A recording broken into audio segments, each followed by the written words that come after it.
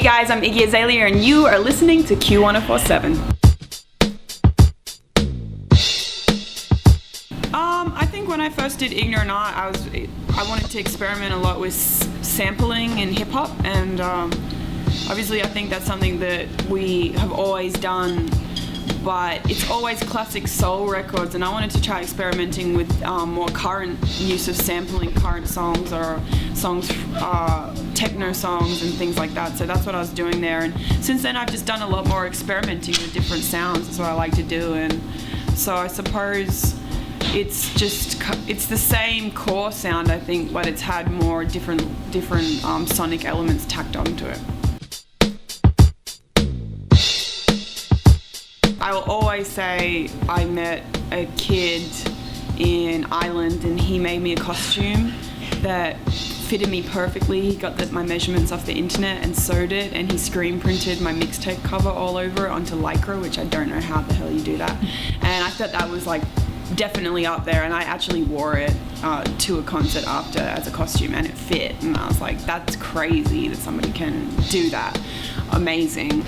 Another fan moment when I was in New York, and a girl, and I still don't know who this girl is, but somebody handed me a letter, and I was going through like a lot of stuff at that time last year, probably around June, and I had a breakup, and I was like, oh, I was a bit like emotional girly, and I got this letter and I read it before I went on stage, and it made me cry. And she was like, I'm from a town, and she said she wanted to do something else, not be a rapper, but she was like, you make me want to keep going, and it made me cry. I probably love whenever it's my birthday. This is like a group fan moment, I guess. And when fans get together secretly and make like e-cards and like YouTube messages that they all do together, I think that's very cool, because I feel like, one, how do you keep this secret? And two, I think it's so awesome that most of you don't know each other in real life, but you have a community and you all have an interest in me. So because it's my birthday, you somehow get together and like make this magical thing happen. And I still don't know how they do it, but it's very cool, and that always impresses me.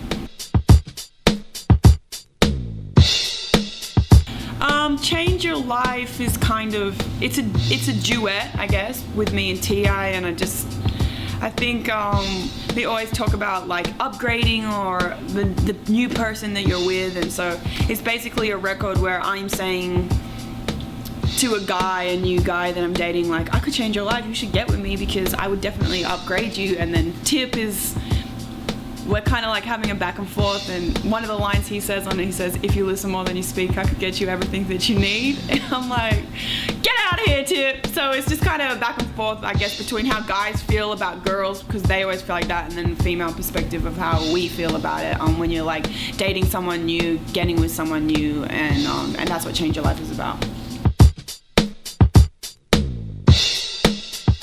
A lot of people think I'm like a rude ass because then they meet me and I'm not. Maybe that.